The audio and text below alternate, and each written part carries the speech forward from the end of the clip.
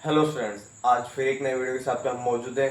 आज का जो वीडियो रहेगा ये इसके अंदर हम देखेंगे पीएच इन एवरीडे लाइफ और उसका इम्पोर्टेंस, और साथ ही साथ सॉल्ट का भी कंसेप्ट आज हम इस वीडियो के अंदर देखने वाले हैं। एसिड और बेस का कंसेप्ट हमारा हो चुका है, ये एक फाइनल पॉइंट रहेगा वहाँ से। और अभी तक अगर आपने जो वीडियोस हो चुके हैं और बहुत इंपॉर्टेंट है, अगर आपने नहीं देखे होंगे तो वो आप देखिए ज़रूर। Importance of pH in everyday life. सबसे पहला वहाँ पे टॉपिक देखे हैं हम डाइजेशन।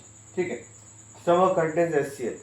हमें सभी को पता है कि हमारे बॉडी के अंदर क्या होता है, एसिड होता है। और एसिड कौन सा होता है, तो ये HCl होता है, हाइड्रोक्लोरिक एसिड होता है। Excess acid causes acidity. अगर बॉडी के अंदर एसिड का प्रमाण बढ़ जाए तो क्या हो जाती है, तो एसिडिटी हो जाती है। ठीक है, अब एसिडिटी को अगर कम करना है तो उसके लिए हम क्या करेंगे, तो उसके लिए हम इस्तेमाल करेंगे एंटासिड्स। ओके, एंटासिड्स के अंदर एग्जांपल क्या आ जाएंगे हमारे, मिल्क ऑफ मैग्नीशिया और बेकिंग सोडा।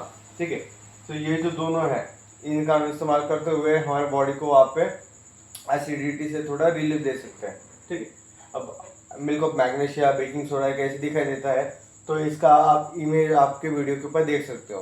ठीक है, इसका मेन यूज क्या होता है, न्यूट्रलाइज एक्सेस एसिड। मतलब बॉडी के अंदर जो बहुत ज्यादा एसिड तैयार हो जाता है तो उसको क्या करता है, न्यूट्रलाइज करता है, मतलब उसको कम करने की कोशिश करता है। मतलब ज्यादा अगर हो जाए तो क्या हो जाती है, एसिडिटी होती है। पर अगर बॉडी के अंदर मेंटेन रहे, कम रहे, तो बॉडी न्यूट्रलाइज रहती है। ठीक है, इसके बाद में का जो रहेगा वो रहेगा टूथ डीके।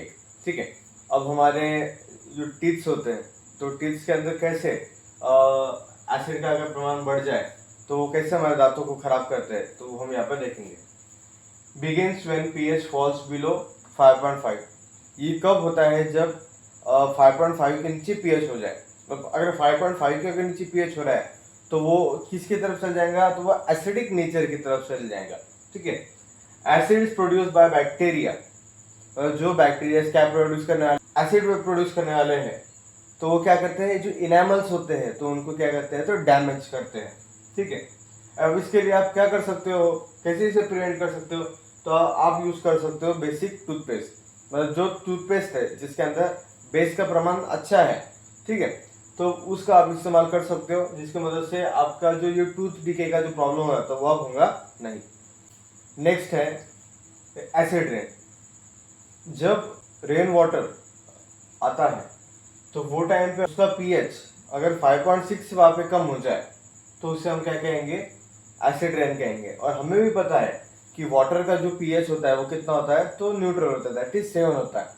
ठीक है, पर अगर उसके नीचे अगर वो जाने की कोशिश कर दे और अगर 5.6 से भी कम हो जाए तो वहाँ पे वो वाटर नॉर्मल वाटर नहीं होता, तो वो एसिड बनने के कगार पे पहुंच जाता है। और जब वो रेन वाटर वहाँ पे आता है तो उसे हम कहेंगे acid rain.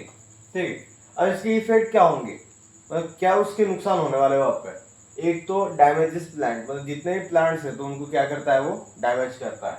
Harms aquatic life, मतलब जितनी भी लाइफ एक्वा के अंदर रहती है, मतलब पानी के अंदर रहती है, जीवन खराब कर देता है ये रेन वाटर। और अब हम देखेंगे आखिरी का इसके अंदर का bee sting. Bee sting contains methanoic acid. अब जब भी आपको हनी बी अगर काटती है तो उनके अंदर जो एसिड होता है वो होता है मिथेनॉइक एसिड। तो जब हमें काटते हैं तो हमारे बॉडी के अंदर कौन सा एसिड एंटर करता है, फिर मिथेनॉइक एसिड।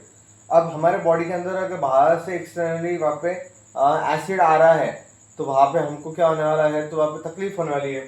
अब वो तकलीफ को वहाँ पे अगर खत्म करना है तो आप क्या करेंगे, वहाँ पे for example remedy apply baking soda. मतलब जहाँ पे आपको वो हनी बी ने काटा है तो आप क्या कर सकते हो, वहाँ पे बेकिंग सोडा वहाँ पे लगा सकते हैं।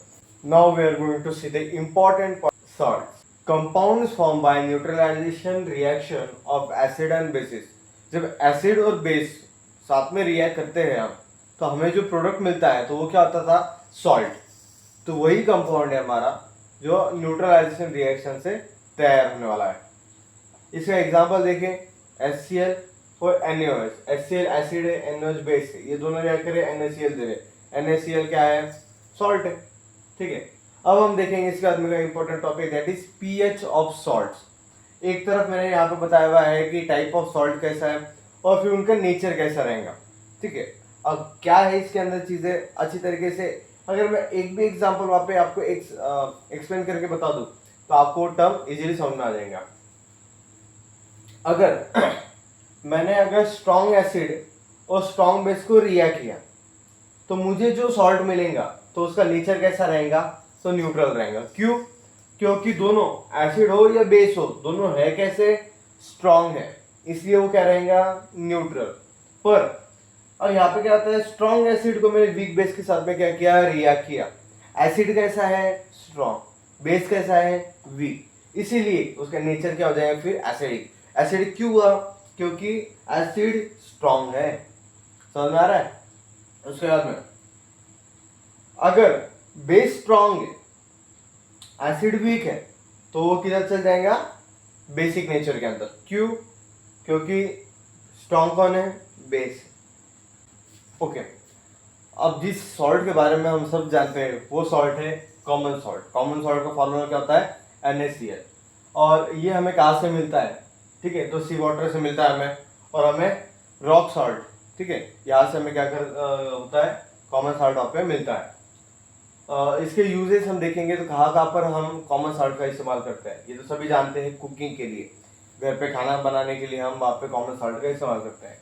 और केमिकल्स के लिए हमारा क्या होता है, तो एक रॉ मटेरियल वो के एक्ट होता है।